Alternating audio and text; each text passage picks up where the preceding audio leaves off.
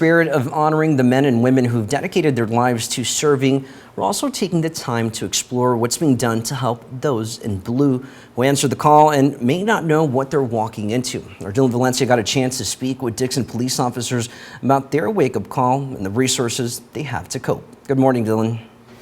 Yeah, that's right. Good morning, Manny. Well, day in and day out, first responders see things that the average person would not see in their lifetime. In fact, according to the National Institutes of Health, 1 in every 7 police officers worldwide have suffered from PTSD or depression due to on-the-job calls. I sat down with Dixon Police to learn the stigma they're trying to break with new programs supporting mental health. We try not to take it with us, but to get those images. Oh, I'm tough enough. I can see this. I can get through it. Things like that. Well, in reality, sometimes that's not the case. The very individuals who respond to all types of calls, day or night, on patrol, keeping our streets safe, also encountering the unimaginable. We had a call in 2017 of a murder-suicide involving a child. I had a son the same age as that child, and I was with the team that responded. And that call really almost changed my career path. I thought about getting out. It just impacted me in a way that I really didn't see coming. Ryan has worked with the Dixon Police Department for 14 years. His current position as detective sergeant brings him to some of the most gruesome crime scenes. You're going to see blood. You're going to smell things that you'll remember later. You're going to hear things, or you may not hear anything, depending on what your focus is on. But the sights, the smells, those things stay with you. Matt has worked with Dixon Police for 5 years, and as a patrol officer, he is one of the first on scene before other investigators arrive. You're playing out scenarios in your head. Like when the address comes out, okay, where is this address at?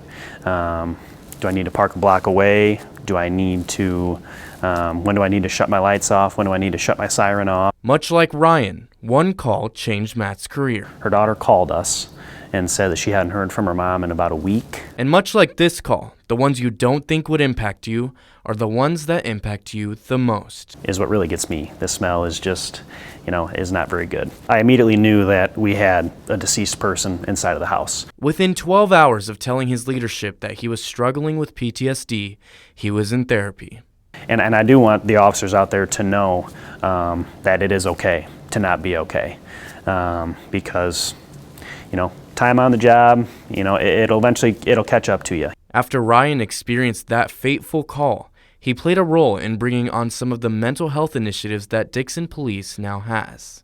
People think we have a gun and badge and we're, the superheroes. Well, we're just like everybody else. We feel, we have emotions. New programs, including the First Responder Resiliency Program and peer support groups, allowing officers to talk openly about a wide variety of topics. Plus, in April, bringing on their new therapy dog, Indy, specifically intended to support officers while responding to emotionally impactful calls.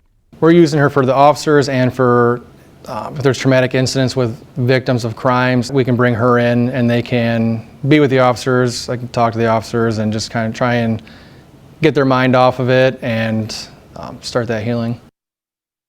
And Dixon Police also has an on-call therapist that helps out officers who used to work as a first responder.